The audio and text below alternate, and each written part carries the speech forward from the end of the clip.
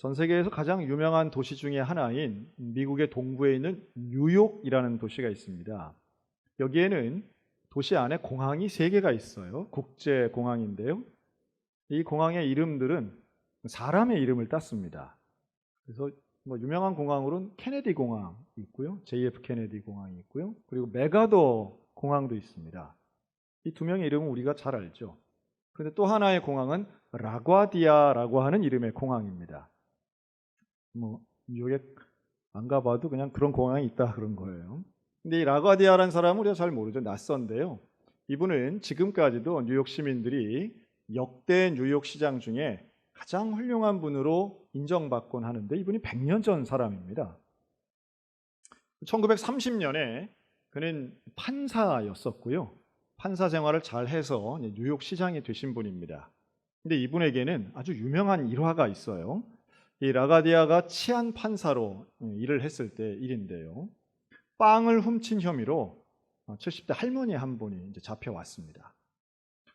100년 전 미국은 상당히 보수적이고 그리고 기독교 신앙이 아주 가득하게 있던 때였습니다.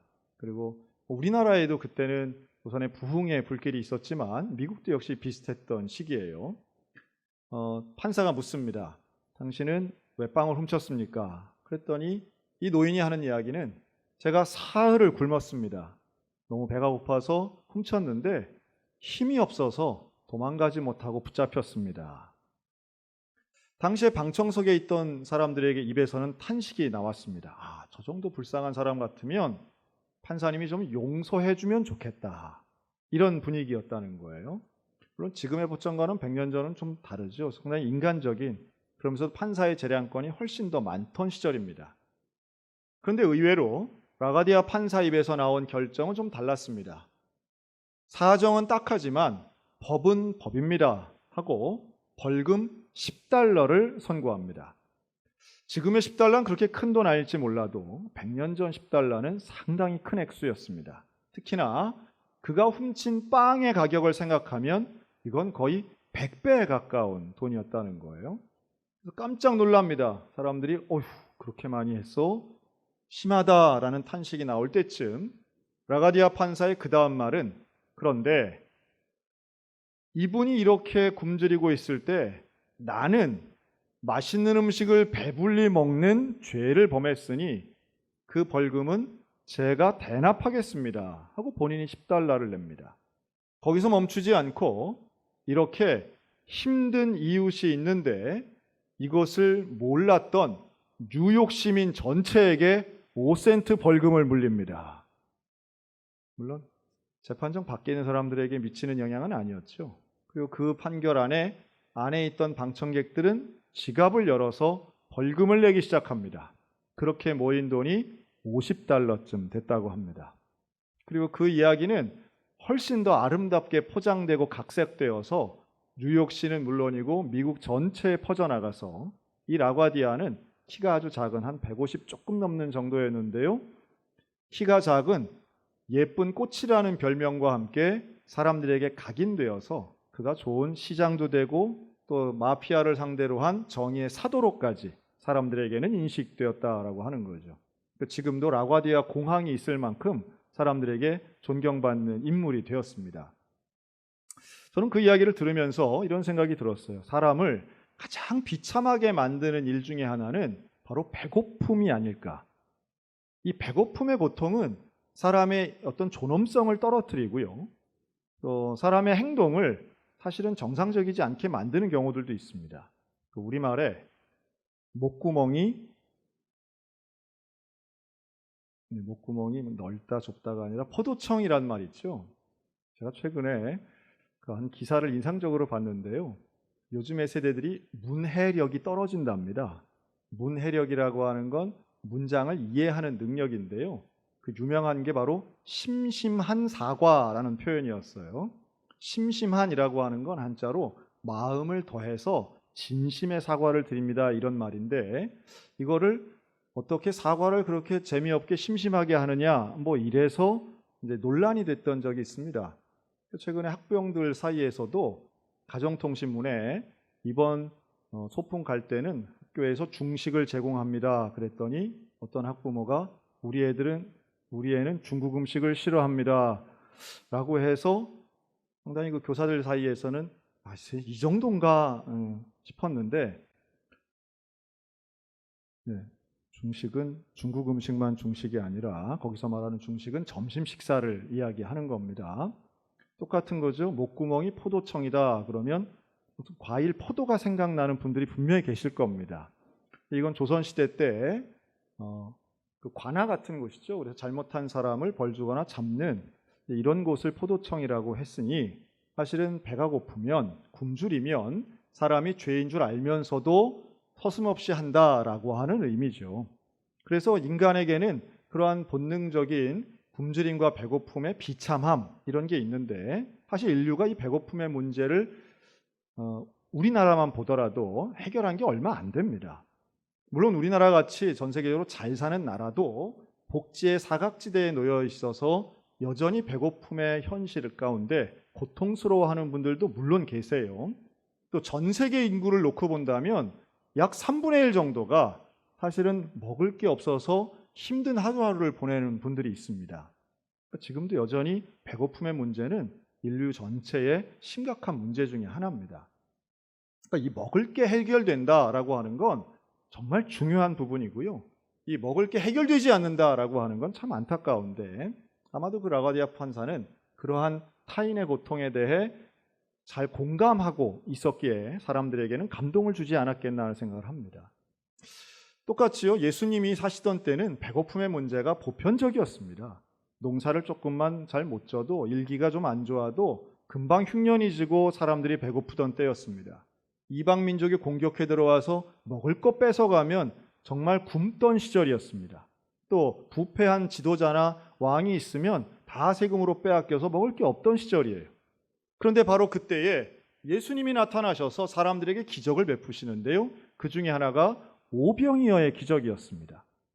오늘 읽은 요한복음 6장 1절부터에는 바로 그 오병이어의 기적이 나오는데요, 사람들이 거기에 열광합니다. 이야, 이분 따라다니면 굶지 않겠구나, 이분과 함께하면 먹을 수 있겠구나, 이건 대단한 동기부여였습니다. 그래서 예수님을 따라다니는 사람이 군중으로 만들어져요. 사람들이 늘 예수님을 찾습니다. 그리고 예수님께 이렇게 간구합니다. 예수님, 우리에게 떡을 주세요. 예수님, 우리에게 떡을 매일마다 주세요. 그랬더니 예수님이 뭐라고 하시느냐 하면, 너희는 기적을 보고 나를 따르는구나. 너희는 기적 때문에 나를 따르는구나. 그런데 정말 너희가 구해야 하는 것은 육의 떡이 아니라 영생의 떡이다. 생명의 떡을 구해야 된다. 이 말씀을 하세요. 예수님은 인간의 굶주림을 즐거워하시거나 그것을 보면서 기뻐하시는 분은 결코 아니십니다. 그러나 예수님이 우리에게 기적을 베푸신 이유는 기적 자체의 목적이 있었던 것도 아닌 거예요. 예수님이 정말 하고 싶으셨던 말씀, 그것은 육의 떡이 아닌 영생의 떡, 생명의 떡이 훨씬 중요하다는 것을 가르치고 싶으셨던 거죠. 그러면서 계속 이야기합니다. 하늘의 떡을 너희는 먹어야 된다.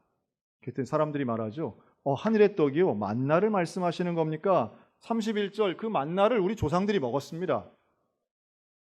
그랬더니 예수님은 만나는 하나님이 너희를 가르치시기 위해서 주신 은혜지 내가 말하는 떡은 만나가 아니다. 49절, 너희 조상은 만나를 먹었어도 죽었거니와 내가 주는 떡을 먹는 자는 영원히 죽지 않을 것이다. 생명의 떡에 대해 사람들에게 말씀하세요. 그리고 예수님은 누가복음 이런 말씀도 하셨습니다. 너희는 무엇을 먹을까 무엇을 마실까 하여 구하지 말며 근심하지도 말라. 이 모든 것은 세상 사람들이 구하는 것이다.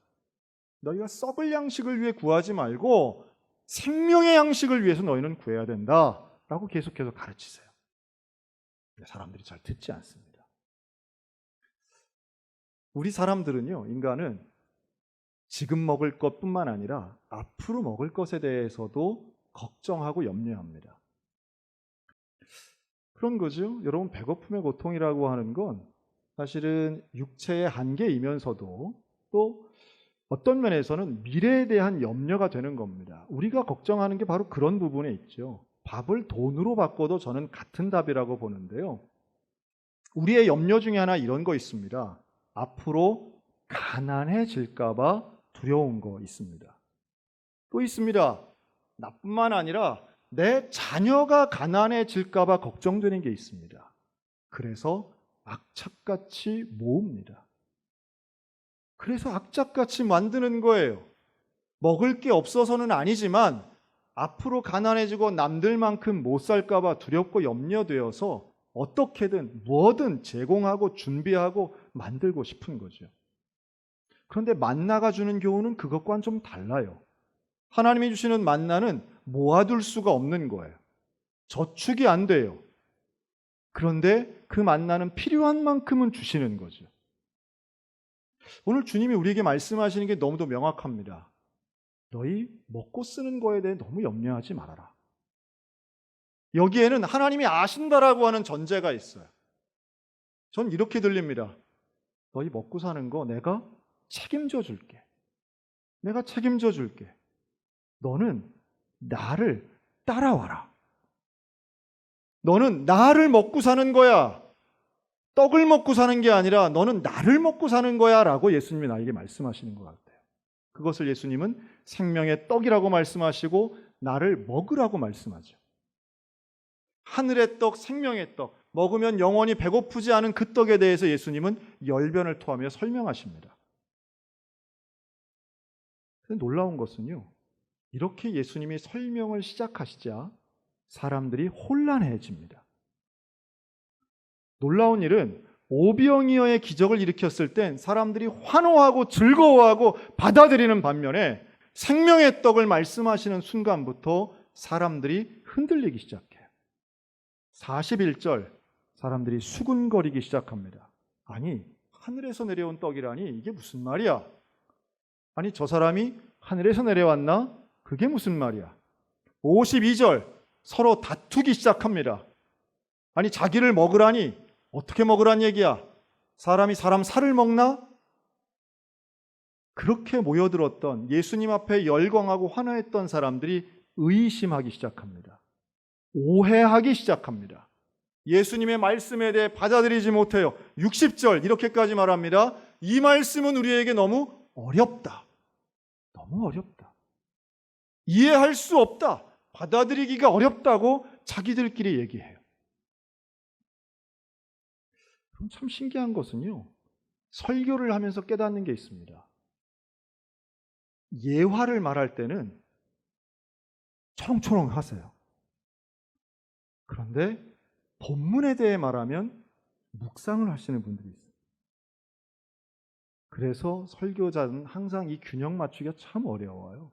들리는 설교가 무엇이고 예화를 줄여야 되는데 라고 생각하면서도 안 할 수 없는 상황이 있습니다. 특히 요즘같이 온풍기 틀고 예배 드릴 때는 더 그렇습니다. 온풍기 바람이 한 번만 오면 눈은 저절로 감기잖아요. 여러분, 예수님이 오병이어의 기적을 일으키신 것은 사람들에게 계속 가르치기 위함이었어요. 사람들이 불쌍하고 그 날 저녁에 먹을 게 없었기 때문에 주신 것이지 그 다음 날도 그 떡을 제공하려고 주신 기적은 아니에요. 근데 사람들은요, 참 신기하게도 내가 필요한 것에만 관심이 집중됩니다. 근본적 필요가 아닌 지금 내 눈에, 내 손에 쥐어질 그 필요에만 관심이 있는 거예요. 그렇지 않은 근본적인 것에는 관심이 없어요. 예수님이 육의 떡을 주실 때는 박수치고 환호했던 사람들인데 영의 떡에 대해 가르치시는 그 순간부터 사람들은 수군대고 불평하고 싸우기 시작합니다. 어렵다고 얘기해요. 받아들일 수 없다는 거예요. 이들은 육의 굶주림에는 익숙한데 영의 굶주림에는 둔감한 사람들이었어요. 여러분, 교회도 비슷하죠. 지금도 마찬가지입니다. 지금도 사실은 해외 선교사 분들의 어려움 이야기를 들으면 이런 게 있습니다. 선물을 주면 사람들이 오는데 선물을 주지 않으면 오지 않는다는 거예요, 교회에. 마치 50년 전 우리 한국교회 같지 않습니까? 지금이라고 다르지 않습니다. 지금도 내 눈에, 내 손에, 내 삶에 직접적으로 합격하고 건강하고 회복되고 뭔가 생기지 않으면 사람들 마음 하나님 앞에 서운하고 속상한 것들이 있다는 거예요. 그런데 예수님 말씀하시는 그 영생의 떡은 무엇인가? 우리 인생의 근본을 바꾸는 거예요. 우리가 느끼고 있는 두려움과 걱정과 염려의 근본엔 뭐가 있습니까? 죄가 있는 거죠. 그 죄의 문제를 해결하는 것은 오직 하나, 영원한 영생의 떡이 되신 예수 그리스도밖에 없는데, 예수님 말씀하신 나를 먹으라 하신 건 다른 게 아닌 나를 믿으라 하는 말씀이죠. 기적을 믿는 게 아니라 예수를 믿어야 됩니다. 예수님의 능력을 믿는 게 아니라 예수님의 존재를 믿는 거예요. 그리고 그 예수님 앞으로 나아가는 그 사람, 예수의 길을 따라가는 그 사람, 그는 복도 누리지만 고난도 외면치 않습니다. 66절, 놀랍게도 그때부터 많은 사람이 떠났다고 말해요. 신기하죠? 오병이어의 기적을 보고 사람들이 그렇게 많이 몰려왔던 사람이 생명의 떡에 대한 설교를 듣고 떠나가 버린 거예요. 왜 예수님이 계실 때에 그렇게 많이 따르는 사람들이 대형 교회를 짓지 못한 이유가 여기에서 나옵니다. 사람들이 환호하는 때가 있고 같은 사람인데 떠나기는 사람들로 순식간에 바뀐다는 거예요. 기적에 열광하기만 하면 안 됩니다. 우리는 육의 떡에만 열광하면 안 되고 예수님 말씀에 귀를 기울이는 사람이 되어야 됩니다. 오늘 말씀하잖아요. 내게로 오는 자는 결코 줄이지 않고 내게로 오는 자는 영원히 목마르지 않을 것이다. 여기서 내게로 오는 것, 이게 얼마나 중요한지 몰라요. 예수님께로 가는 사람, 기적이 없어도 가는 사람, 믿음으로 가는 사람, 생명의 떡을 먹는 사람, 그가 바로 이 시대의 참된 제자인 줄로 믿습니다. 예수님께 간다는 게 무슨 의미예요? 45절, 아버지께 듣고 배운 사람마다 내게로 오느니라. 아버지께 듣고 배운 사람이에요. 기적을 본 사람이 오는 게 아니라 아버지께 듣고 배운 사람이 오는 거예요. 말씀을 믿음으로 듣는 거예요. 그냥 귓등으로 듣는 게 아니라 그 말씀 앞에 순종과 이해로 받아들이는 거예요. 믿음을 가지고 하나님의 말씀을 배우고 집중하여 말씀대로 사는 그 사람, 그가 바로 예수께로 나아오는 사람입니다. 우리의 신앙의 길은 평생토록 예수님께 나아가는 길, 예수와 동행하는 길, 그 제자의 길이 돼야 될 줄로 믿습니다. 예수님께 나아가면 수고하고 무거운 짐진 자들아 다 내게로 오라. 내가 너희를 쉬게 하리라.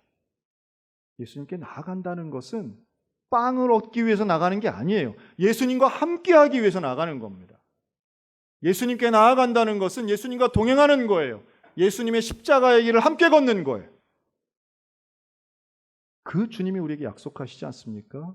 내가 영원히 너와 함께 할 것이다. 내가 떠나지 않으면 예수님 나와 함께 하시는 거예요. 내 인생에 두려움도 있고 염려도 있고 걱정도 있지요. 그러나 예수님도 계십니다. 예수님 떠나지 않으십니다. 그 주님이 나와 함께 하십니다. 우리에게 말씀하시는 이 말씀을 여러분 믿음으로 받아들이시는 예수 그리스도의 제자들이 되시기를 주의 이름으로 축원합니다. 그런 증거가 있느냐? 우리가 이렇게도 질문할 수 있겠죠. 즉 영생의 떡을 가지면 육의 떡이 보장되느냐? 그렇죠? 아무리 그래도 생계를 지켜야지 이런 생각 계속 가지실 거예요. 여러분 우리의 생계는요 내 손에만 달린 게 아닙니다. 하나님 손에 달려 있는 거예요. 이걸 우리가 인정해야 됩니다. 이걸 우리가 믿으셔야 돼요. 그리고 그걸 믿고 살아가는 증거되는 인생들이 어디 있는가? 저는 우리 교회도 많다고 봅니다. 또 제가 본 많은 신앙의 분들도 결국 이 제자의 길을 따라가며 육의 떡은 물론이고 영의 떡까지 하나님이 주시는 것을 함께 소유하여 제자의 길을 걸어가신 분들 저는 많이 봅니다. 제가 제 모교회 얘기를 잠깐 했는데요. 저는 제게 세례를 주시고 세례를 베풀어 주시고 또 제 결혼식 주례를 서주시고 또 제가 처음으로 담임 목사 취임할 때 축사해 주시고 제 인생의 중요한 순간마다 저를 위해 기도해 주신 목사님이 계십니다. 충남부에서 참 가난한 집의 아들로 동생이 많은 집의 마지로 태어나셔서 고생을 많이 합니다. 공부하고 싶었지만 돈을 벌어야 됐기 때문에 취업했는데 어린 시절 제일 취업하기 쉬운 곳 중에 하나가 똑똑한 사람들이 공직, 뭐 좋게 말해서 공직이지 주사로 이제 근무한 거죠. 그래서 어디까지 와서 근무했냐면 이 충남분이 양구군청에 와서까지 근무했습니다. 그러면서도 공부하면서 하나님의 소명받아 신학교에 가기를 소망했던 거죠. 그래서 남들보다 조금 늦게 서울신대를 갔는데요. 학비가 없어서 자신의 월급은 다 고향으로 붙이고 동생들에게 보내줘서 학비가 없어서 어려울 때 시험은 합격했는데 이제 최종 등록을 학교 가서 돈을 내야 되는데 이제 그게 없는 거죠. 하나님 앞에 기도했답니다. 기차표를 끊어놓고 기차역에 앉아서 하나님께 울면서 기도했다 그러죠. 하나님 내게 학비를 보내주시면 제가 공부하겠습니다. 근데 열차 출발 5분 전에 그 교회 집사님이 학비라고 그러면서 갖고 왔다는 거예요. 여러분 이런 기적의 스토리는 글쎄요 남들이 들으면 뭐 어떻게 들릴지 모르겠지만 분위기가 하늘에서 뚝 떨어진 것 같은 기적의 순간들입니다. 어린 시절 봤을 때 그 목사님 상당히 거인 같았습니다. 상당히 영적인 어른이었고 큰 분으로 보였던 거죠. 그리고 저도 목사가 되고 저를 위해 기도해 주신 그분도 연세가 들어 연로해지십니다. 사모님이 돌아가시고 좀 힘든 기간이 있었지만 지난 주간에 저한테 전화가 왔어요. 그 집에 삼남매 제가 잘 아는데요. 연락이 왔습니다. 작년 봄에도 우리 춘천에 오셔서 저와 함께 사막산 케이블카도 타시고 했는데 저를 위해서 기도해 주신 목사님이셨죠. 건강 많이 안 좋아하셨지만 그 장수하시는 분을 보며 감사했습니다. 저에게 끊임없이 해주신 말씀은 인간 바라보지 말고 하나님 바라봐라. 정직한 길 가라. 원칙대로 해라. 주님이 책임지실 것이다. 그리고 정말 과거엔 하지 않으셨던 힘들었던 목회의 스토리들도 말씀해 주셨습니다. 문제 없어 보였지만 그간에 있었던 눈물의 스토리들, 어려움들, 사람 때문에 힘들었던 것들 말씀해 주시면서 목회에 대해 격려해 주셨습니다. 지난 주간 자녀들이 연락이 온 거예요. 아버지가 위독하시다는 거죠. 그래서 가족들이 양해해 주셔서 제가 마지막 목사님의 머리에 손을 얹고 안수기도하며 임종기도를 드렸습니다. 그 8시간 후에 목사님 돌아가셨습니다.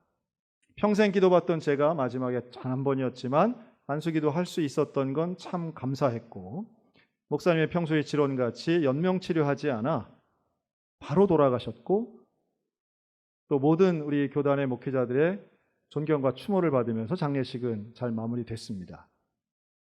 제가 보건대 그리스도인의 삶이라고 하는 건 끝까지 신앙을 지키는 것이고 다른 것 아닌 예수님 가신 그 길을 올곧게 걸어가는 것. 시험도 있고 어려움도 있고 고난도 있지만 그러나 우리의 인생의 끝까지 동행하시는 그 예수님과 함께만 한다면 그게 바로 배고프지 않고 목마르지 않는 영생의 떡을 누리며 사는 인생인 줄로 믿습니다. 우리에게 어려운 고난 때문에 눈물 흘릴 때가 분명히 있습니다. 그러나 그 눈물 닦아주시는 예수님도 나와 함께 하십니다. 꾸준히 내게 말씀하시는 거죠. 내가 너와 함께 하겠다. 내가 너와 함께 하겠다. 너는 내게로 오기만 해라. 내게로 오기만 하면 내가 너를 책임지겠다. 내가 너의 모든 것을 알고 있다. 여러분 외롭고 두렵고 겁나지만 염려되지만 걱정되지만 그러나 그 주의 말씀을 의지하여 오늘도 제자의 길, 믿음의 길 걸어가는 변함없는 그 주님과 동행하는 저 여러분들 다 되시기를 주님의 이름으로 축원합니다. 아멘.